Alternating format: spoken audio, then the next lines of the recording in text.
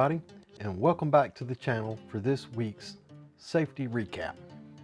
Before we get started, make sure you give me a thumbs up down below to encourage me to make more videos of this type. Also, subscribe to my YouTube channel where you will find additional videos of this nature, toolbox safety topic videos, and leadership training videos.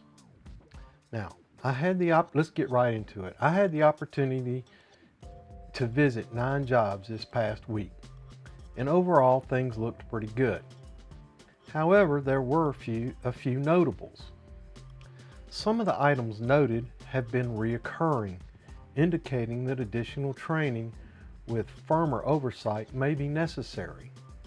I'll speak to the training issue after I cover the items of concern. Let's talk about silica exposure and the Silica Exposure Control Plan.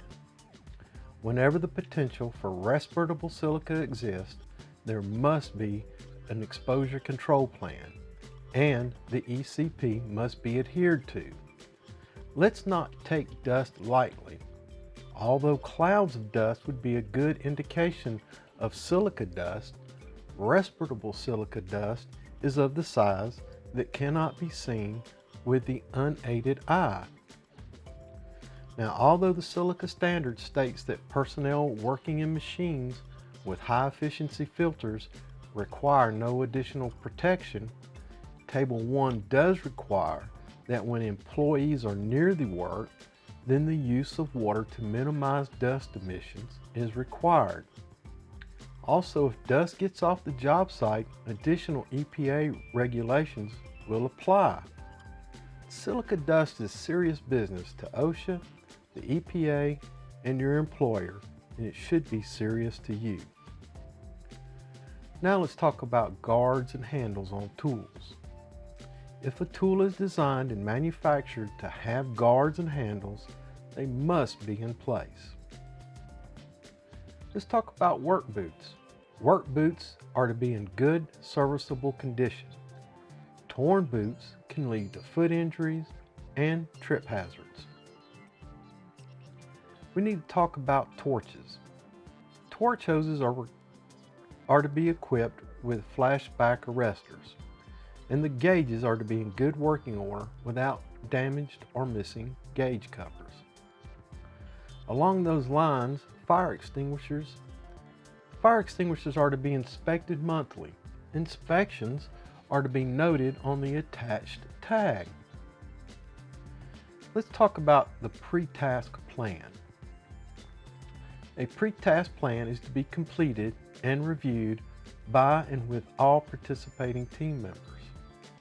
Now, if additional team members arrive during the performance of the task, the work is to stop and the PTP is to be reviewed with and signed by the new task participants.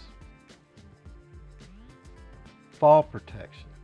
It is the duty of supervision and the company to ensure that all team members using personal fall protection are properly trained in the inspection, use, and care of the personal fall protection equipment.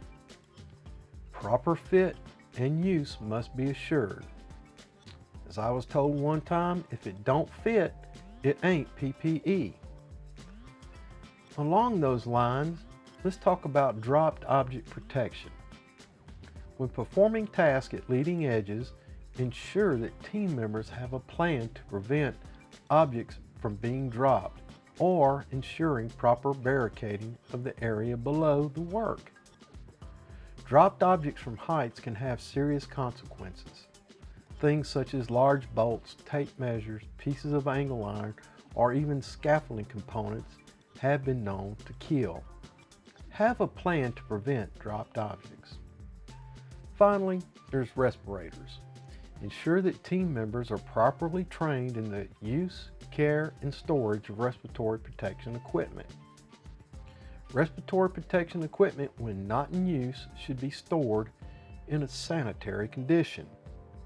The final thing on respirators, make sure that your people are medically qualified and fit tested prior to being allowed to wear a respirator on the job site. Now, I mentioned earlier about some a few words about training. Training is not a said and done proposition. Training requires constant reinforcement. There's the initial training, where team members are trained on hazard recognition, how to mitigate recognized hazards. That would be engineering controls, administrative controls, PPE, etc. But training does not stop there. I had a conversation with the superintendent, and I will call him DA, and it was a good conversation about ongoing training that is required on a day-to-day, minute-to-minute basis to ensure a safe and productive workforce. Teammates become complacent. Teammates also become tired, forgetful, or preoccupied with emotional dilemmas, etc. Supervision oversight is of a constant need.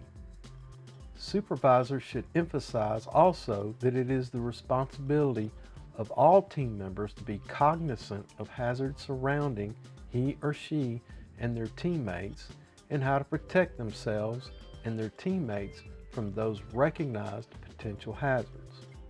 In other words, train, train, train. Let's take our lesson from the United States Armed Forces, the greatest fighting force on the face of the planet. When not in battle, we train for battle. Safety training is an ongoing constant and a requirement. Okay, everybody, thanks for stopping by and watching the channel. Make sure you give me a thumbs up down below to encourage me to make more videos of this type. Also, subscribe to my YouTube channel, where you will find additional videos of this nature, along with toolbox safety topic videos and leadership training videos. Until we see each other again, take care of yourself as your number one. Look out for your co-workers to help ensure their safety. Have a grateful day, and I will see you in the field.